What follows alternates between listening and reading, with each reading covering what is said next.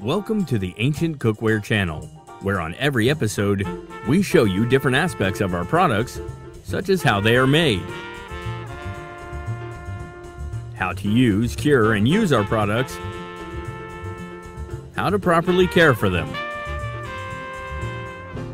and even recipes which you can use to get the most out of our products. In this episode, we're going to take you to incredible India, where we will show you how the Indian clay pots we sell are made.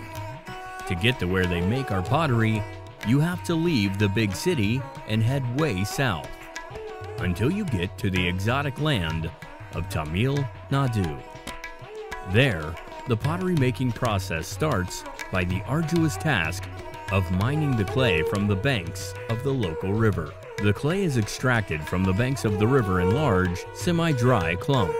The clay clumps are then transported to the artisan's workshop, where they are unloaded and left to age up to 1 year for it to achieve the optimal consistency.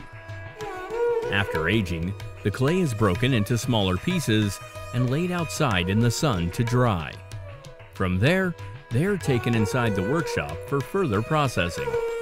The smaller dry pieces are loaded onto large metal drums that spin and grind the pieces into a fine powder.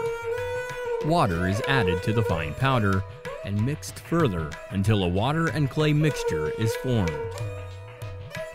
The water-clay slurry is then passed through fine mesh shelves to remove any rocks or impurities, and left to sun-dry in large settling tanks.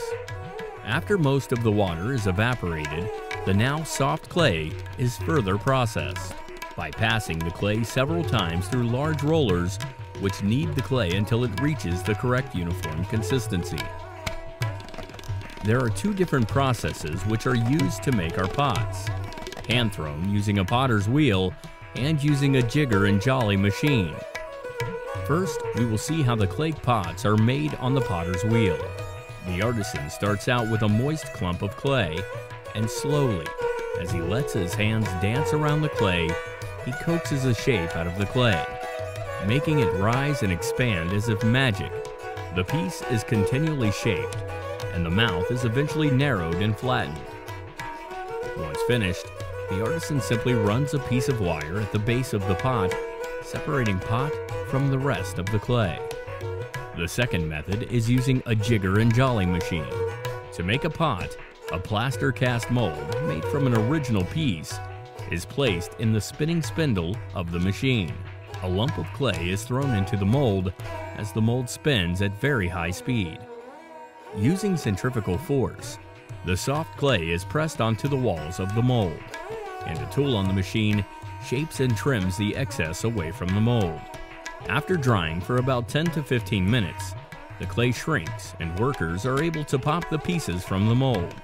Before the molds can be used again, they need to be cleaned and dusted with clay dust. The pieces need further processing to make them smooth. Workers put them onto another wheel, and with moistened hands and tools, they trim and smooth the outside of the soon-to-be pots. This method produces quality similar to hand-thrown, but produces more consistent sizes. The pieces are then taken to other artisans, which put the traditionally shaped curry pot handles on them. After drying, the pieces are known as greenware, and eventually taken to an updraft kiln to be fired the first time.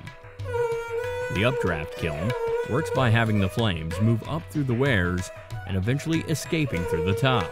The loading is a tedious job, as the pieces are meticulously placed to ensure each piece is exposed to the heat.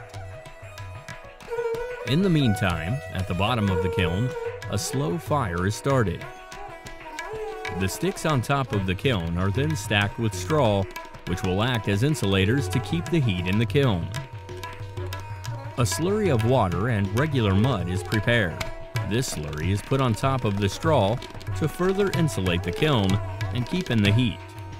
The fire is raised by adding additional fuel, and they begin the process of the first firing. Firing a wood kiln to high temperatures is physically demanding and requires constant attention. The firing lasts for about 3 to 4 hours, until it reaches approximately 850 degrees. The glowing red pieces are an indication that the kiln has reached the appropriate temperature. A second method used for firing is an oil-fueled kiln. The oil kiln reaches a higher temperature than wood kilns and is used for pieces requiring extra strength, such as cooking pots. The kiln's burners are lit and the flames are blown in with the help of blowers. When the kiln is completely cooled, the pieces are unloaded and eventually packed and are made ready for shipping. And so end the long days in Tamil Nadu, and the end of the long process of making the clay pots.